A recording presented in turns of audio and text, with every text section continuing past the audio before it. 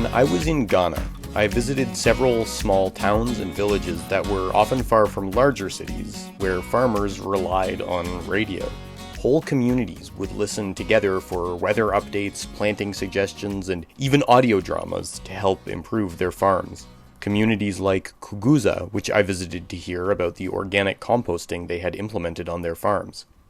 In these experiences, I saw agriculture and extension services through a completely new lens. At least it was new to me. But it turns out farm radio programs have a history in Canada too, and their introduction to Africa has a lot to do with one Canadian NGO. My name is Jonah Grignon. I'm a reporter with Glacier Farm Media, and I spent this past summer volunteering on a project with Farm Radio International in Ghana.